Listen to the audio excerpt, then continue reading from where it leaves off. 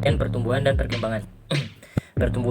Pertumbuhan adalah adanya perubahan secara kuantitas yang meliputi jumlah, ukuran, bentuk, luas, tinggi, serta berat pada fisik seseorang.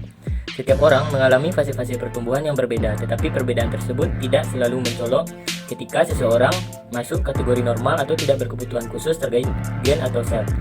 Selanjutnya, perkembangan. Pengertian perkembangan pada dasarnya, perkembangan merujuk kepada perubahan sistematik tentang fungsi-fungsi fisik dan psikis. Perubahan fisik meliputi perkembangan biologis dasar sebagai hasil dari interaksi proses biologi dan genetika dengan lingkungan.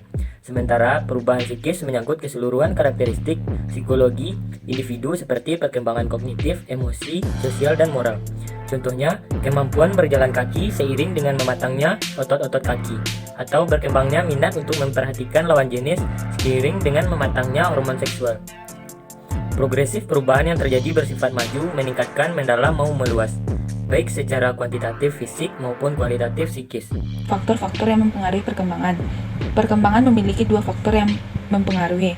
Satu, faktor internal yang terdiri dari usia dan bakat atau kemampuan yang dimiliki seseorang.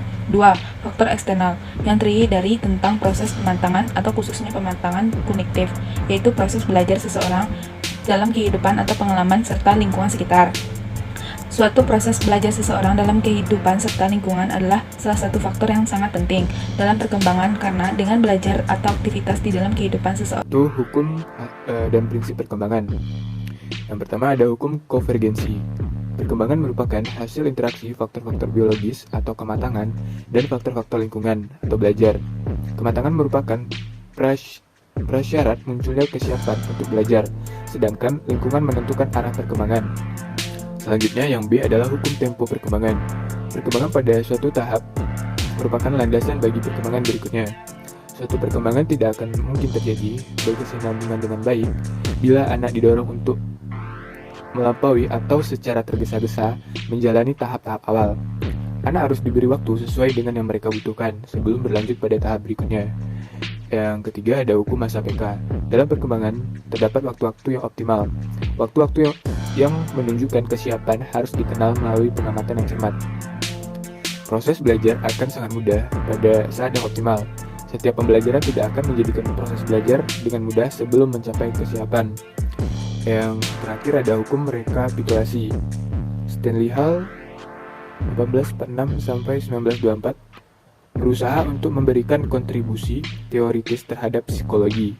Dengan dipengaruhi oleh tulisan dan teori Darwin, Stanley Hall mengemukakan bahwa perilaku dan perkembangan anak merupakan rekapitulasi dari evolusi spesies manusia.